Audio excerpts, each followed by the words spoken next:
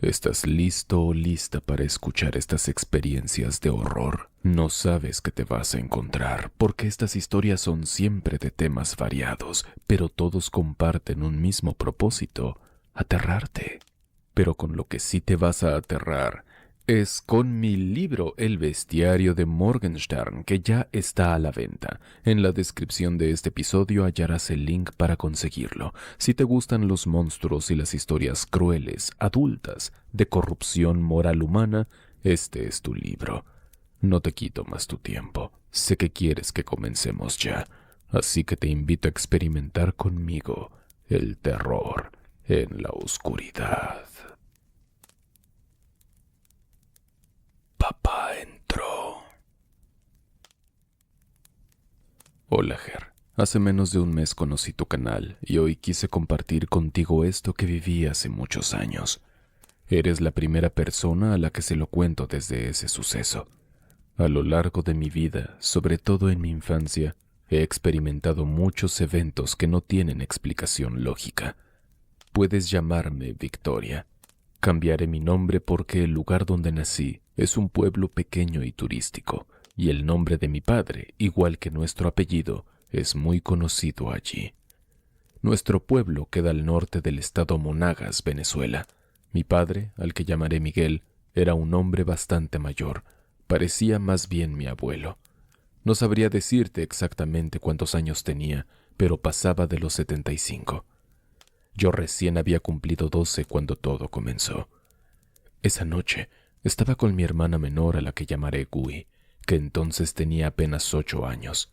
Y sí, ya sé, Ger, él era bastante mayor. Mi hermana y yo jugábamos en la calle frente a nuestra casa con unos amiguitos. Vivíamos casi frente a un cementerio. Por eso a nuestra calle se le conocía como la calle del cementerio. La gente decía muchas cosas: que habían asustado a alguien mientras caminaba, que una noche un hombre iba pasando y de la nada le dieron una cachetada, que vieron a alguien parado en medio de la calle, y una vecina aseguraba haber visto a un hombre muy elegante, de traje, parado a medianoche justo frente al cementerio. Incluso mi mamá, una noche cualquiera, muy tarde, abrió la ventana y vio a un hombre elegante que traía en sus dos manos dos maletas enormes acercándose. Cuando lo vio de cerca, pegó un grito, corrió a mi habitación, nos echó agua bendita y oró en voz alta. Ella juró que esas maletas eran dos urnas, dos ataúdes. Yo escuché cómo las arrastraba por la calle y cómo los perros lloraban sin control. Mi calle era bastante oscura. Había quizás 6 casas como mucho. En la casa vecina tenían muchos perros. Un día, nosotras estábamos distraídas jugando cuando mi papá nos llamó para que nos metiéramos, porque iba a visitar a unos familiares. Eran como las 7 de la noche. A mí, por ser la mayor, me dio instrucciones específicas: quedarnos dentro de la casa, cerrar todo y acostarnos a dormir. Él no sabía a qué hora regresaría. Lo que contaré a continuación es tal cual sucedió. Apenas se fue, nos quedamos dentro, pero era temprano y yo sabía que no volvería tan rápido. Decidí junto con mi hermana volver a salir a jugar. Hasta hoy pienso que por mi desobediencia pasó lo que pasó. Jugamos hasta cansarnos con un amiguito, hasta que perdimos la noción del tiempo. Hacía tanto frío que la mamá del niño lo metió a su casa. Ya era tarde. Fue cuando recordé las instrucciones de papá. Corrimos a meternos en la casa. Sabía que si él llegaba y nos encontraba afuera tendríamos problemas. En la entrada había un portón de láminas improvisado que hacía bastante ruido al abrir y cerrar. Cerramos el portón, abrí la puerta y entramos. Vivíamos en una casa de 3 habitaciones. En la primera dormía mi papá. Había una sala pequeña. En la segunda habitación dormíamos mi hermana y yo en literas. Justo frente a nuestra habitación quedaba la cocina. Al lado, el otro cuarto y el baño. Todo era muy pequeño. Estábamos sudadas y nos disponíamos a bañarnos cuando de pronto Escuchamos a todos los perros de los vecinos, que eran como 6, llorando con una desesperación extraña. Unos aullaban de forma escalofriante, mientras otros se quejaban como si tuvieran un dolor muy fuerte. Sonaba feo, Ger, como si estuvieran viendo algo que los asustaba o les causaba dolor. Entonces escuchamos a lo lejos los pasos de mi papá en la calle. En su juventud tuvo un accidente y se fracturó un pie. Al caminar lo arrastraba. En mi país decimos que cholea. Miré a mi hermana y le dije, «¿Viene papá?» Bajé mi colchón, lo tiré al suelo y le dije, «Vamos a hacernos las dormidas». Estábamos muy sudadas y lo último que quería era que nos encontrara despiertas. Además se oían sus pasos apresurados. Nuestra reacción fue rápida. Escuchamos cómo abrió el portón y lo cerró. Oí su llavero. Metió una llave y no era. Metió otra y tampoco. Muy lentamente metió la tercera y por fin abrió. Mi hermana se tapó la cara por completo, haciéndose la dormida. Yo, como estaba tan sudada, me tapé todo menos la cara para poder respirar. Escuché cuando entró, pero no escuché que cerrara la puerta de la casa. Sentí sus pasos dentro. Vi pasar frente a mis ojos la sombra de su cuerpo, incluso la cortina de la ventana se movió. Vi la mitad de lo que parecían sus pies, el pantalón de mezclilla marrón que usaba, sus zapatos negros. Vi todo eso, incluso la sombra del resto del cuerpo, con el sombrero que siempre llevaba. Yo estaba acostada en mi colchón. Todos los bombillos estaban encendidos menos el de la habitación de papá. Estaba yo bien despierta. Vi cómo lo que parecía su cuerpo pasó directo al baño, pero me pareció extraño. Pasó muy rápido y con las mismas se devolvió. Fue demasiado apresurado y sin sentido, como si diera una vuelta que no correspondía. Luego escuché cuando entró a su habitación y sentí el peso en su cama. Su cama hacía un sonido muy peculiar cuando él se acostaba. Pasaron unos minutos y todo se volvió muy raro. El ambiente se sentía pesado, feo, y los perros seguían aullando como si estuvieran muriendo. Él tenía la costumbre de venir a taparnos y revisarnos, y nada de eso ocurrió esa noche. Mi hermana y yo en silencio nos sentamos en la cama. Ella escuchó, pero no vio nada. Pasaron más minutos tratando de entender qué había pasado. El miedo me entró. No quería que ella lo notara. Yo pensé, mi papá entró, pero no cerró la puerta y se acostó a dormir. Mi papá tenía principios de Alzheimer, era posible que hubiera olvidado cerrar. Te confieso que algo dentro de mí me decía que no era él, pero tenía que averiguarlo. Tomé valor para salir de la habitación de la mano con mi hermana. Yo estaba muriéndome de nervios, y cuando por fin miré, no había nadie en su cama. Pensé que podría estar en la sala, y nada. Yo rogaba de alguna manera que al menos la puerta de la casa estuviera abierta, pero la vi cerrada con su seguro. Abrí y comprobé. Todo estaba cerrado. Las lágrimas me salieron. En silencio volví a nuestra habitación, subí mi colchón a la litera. Mi hermana estaba muy asustada. Yo trataba de ser fuerte, pero solo tenía 12, Ger. Me sentí muy vulnerable. Las dos nos acostamos en la parte de arriba. Era tarde. Ella se durmió, pero yo rogaba que todo fuera una pesadilla. No sé cuánto tiempo pasó hasta que volví a escuchar los pasos, la puerta y todo desde el principio. La diferencia es que ahora sí era mi papá. Entró a nuestra habitación a revisar que todo estuviera bien. Se sorprendió de verme despierta, pero no dijo nada, ni yo tampoco. Así como esto que viví esa noche, tuve otros encuentros aterradores, incluso antes que impactaron mi vida, al punto de que ahora, a mis 38 años, nunca más pude dormir con las luces apagadas. De alguna forma mi hermana nunca volvió a recordar esto, y menos mal. ¿Quién quiere recordar algo así? Una casa no abandonada. Hola, Ger. Mi nombre es Marco. Te escribo desde la tierra del sol amada, Maracaibo, en Venezuela. Soy seguidor fiel de tu canal desde hace tiempo y no me pelo ni uno de tus videos. La forma en que narras las historias le pone los pelos de punta a cualquiera y por eso me animé a mandarte algo que me pasó. Es algo que mi mente, hasta el sol de hoy, no ha podido procesar del todo. Esto ocurrió en 2019, el año que nos marcó a todos aquí con los apagones nacionales. Chamo, si no eres de aquí es difícil imaginarlo. No era un simple corte de luz, era como si hubieran apagado el sol y la luna, una oscuridad total, pesada, que se te metía en los huesos. Maracaibo, una ciudad que vive del ruido, de la gaita, del escándalo, quedó en un silencio sepulcral, solo roto por el zumbido de alguna planta eléctrica a lo lejos y el calorón infernal que no daba tregua. Durante esos meses la luz venía a cuentagotas, si acaso 1 o 2 horas al día. El resto era pura penumbra. Pero como buenos maracuchos le buscamos la vuelta. Nos la pasábamos en la calle, echando cuentos en el porche, y mi grupo de amigos y yo teníamos un sistema.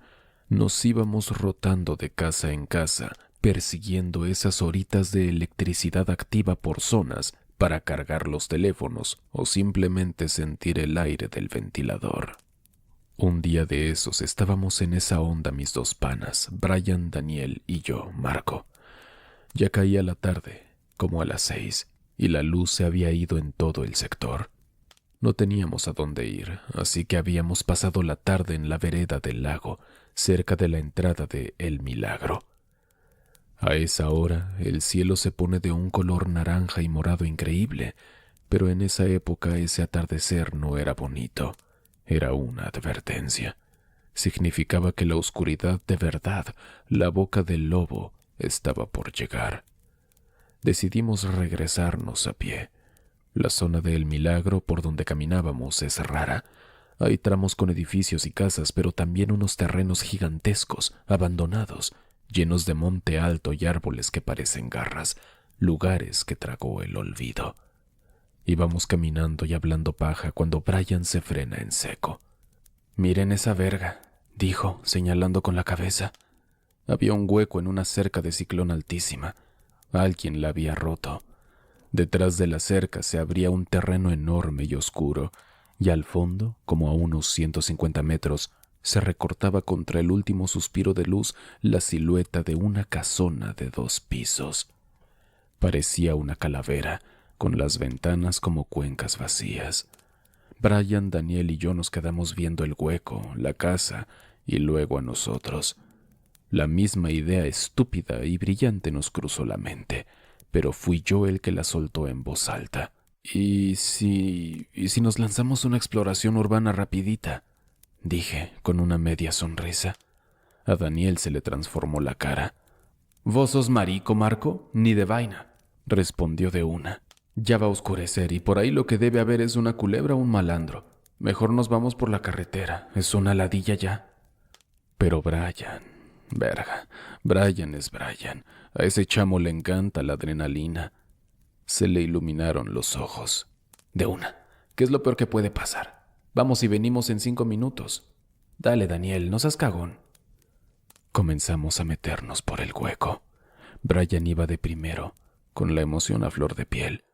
Yo lo seguí, sintiendo cómo las ramas secas me arañaban los tobillos. Daniel venía detrás rezongando. «Esto es una mala idea, se los digo. Tengo un mal presentimiento, vale. Vámonos de aquí». El monte era alto, casi nos llegaba a la cintura. El sonido de nuestros pasos era lo único que se escuchaba, un susurro seco y constante.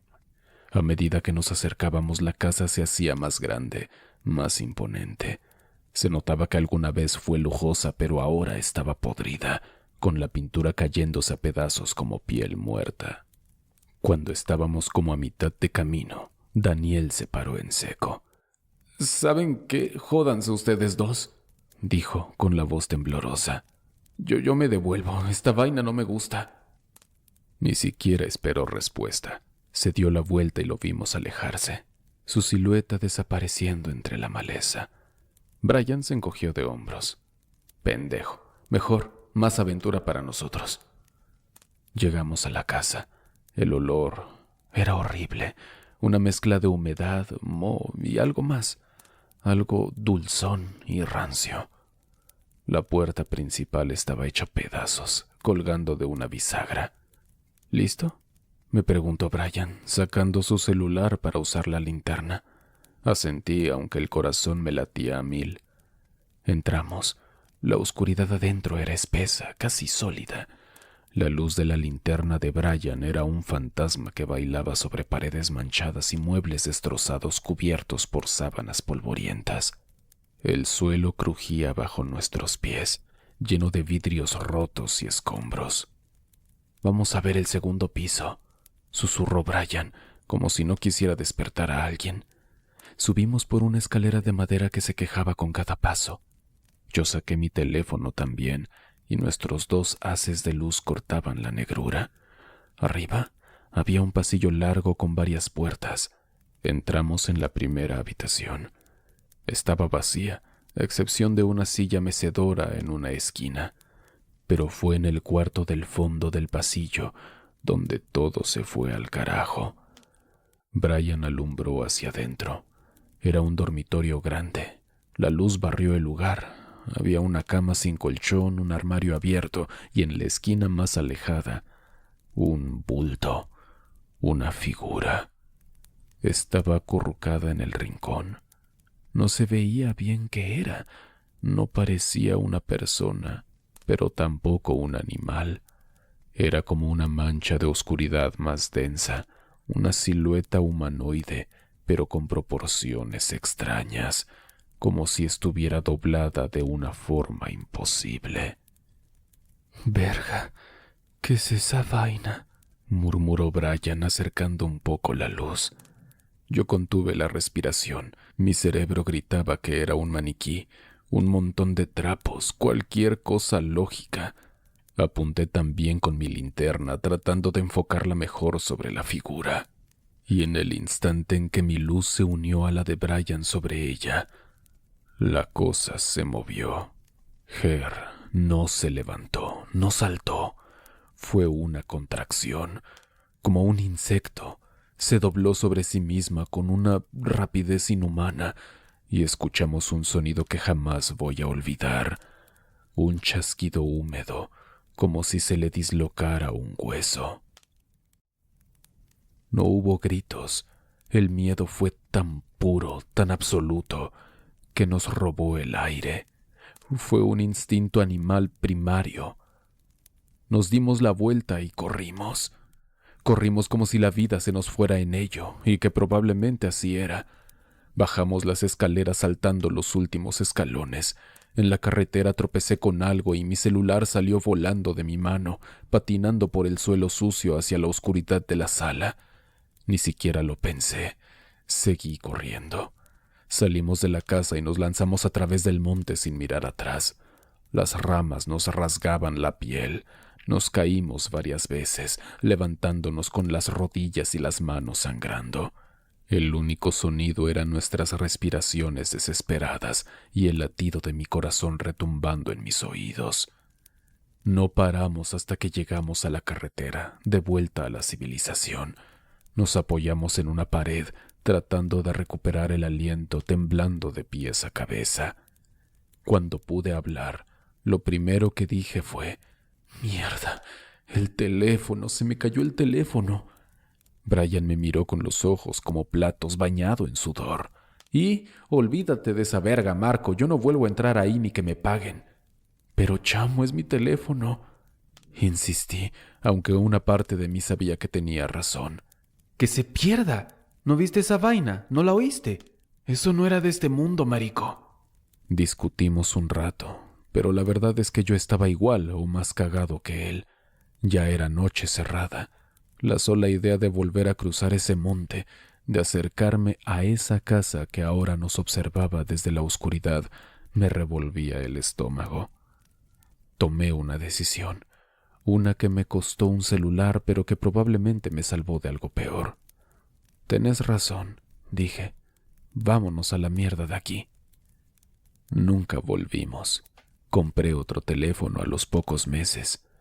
Y a veces, cuando paso por el Milagro, mi mirada se desvía hacia esos terrenos. La casa sigue ahí, escondida tras la maleza esperando. Y a veces, en mitad de la noche, cuando todo está en silencio, creo que vuelvo a escuchar ese chasquido húmedo en mi cabeza y me pregunto qué coño era esa cosa y qué habría pasado si en vez de correr nos hubiéramos quedado un segundo más alumbrando esa esquina. Esa es mi historia, Ger. Espero que te guste y la puedas compartir en el canal. Un abrazo fuerte desde Maracaibo. Atentamente, Marco. El gato sin cabeza. Hola, Ger. Quiero compartir mi relato ya que lo considero inexplicable y acorde a tu contenido. Aprovechando que se acerca la fecha de las apariciones, te dejo esta historia. Anónimo, por favor. Era viernes 28 de octubre de 2010. Estaba con mis hijos pequeños en casa de mi mamá, esperando que mi esposo regresara del trabajo. Ya era tarde, cerca de las 11:30 de la noche, y todos estaban cansados. Mis hermanas y mi mamá se fueron a dormir, pero mi bebé lloraba mucho, así que permanecí despierta, tratando de calmarlo. Poco antes de la medianoche llegó mi esposo. Venía algo tomado y al escuchar que mis hermanas se quejaban del llanto del bebé, me dijo que mejor regresáramos a nuestra casa. Nos subimos al coche. Él manejaba. Yo llevaba al bebé en brazos y nuestra hija mayor iba dormida en el asiento trasero, envuelta en un cobertor. El trayecto era corto, unos 20 minutos. Todo iba tranquilo hasta que, a pocos minutos de llegar, vimos a lo lejos algo extraño. Un gato blanco, más grande de lo normal, sentado frente a un tope. Al principio no me alarmé, pero cuando nos acercamos, noté que su cabeza no era redonda, sino plana, como si fuera un plato de unicel. Mi esposo también lo observó. Cuando quedamos justo frente a él, el animal empezó a caminar hacia atrás, apoyado en las patas delanteras, como en una escena de película. Luego se metió debajo del coche y escuchamos cómo rozaba las llantas al pasar. Mi esposo frenó y abrió la puerta, pero le grité que no lo hiciera. «Eso no es normal», le dije. Cerró la puerta y ambos miramos por el retrovisor. Vimos cómo ese ser se alejaba caminando hacia atrás hasta perderse en un terreno baldío. Nos quedamos helados. A mi esposo se le pasó la borrachera del susto. No hubo sangre, ni ruido, ni rastro alguno del gato. Solo quedó ese silencio raro que deja algo que no se puede explicar. Hasta hoy sigo sin entender qué fue aquello. No me considero una persona supersticiosa, pero esa noche sé que lo que vimos fue real. Oscuros, muchas gracias por regalarme unos minutos de su día y llegar hasta el final. Si este episodio te entretuvo, por favor compártelo y déjame un me gusta. Así me apoyas y yo puedo seguir creando contenido solo para ti. Ambos ganamos. Nos vemos la siguiente semana con más historias de horror. Si tú tienes una experiencia como estas por contar, puedes enviarla a experienciasdehorror@gmail.com. Yo soy Ger. Experimenta conmigo el terror en la oscuridad.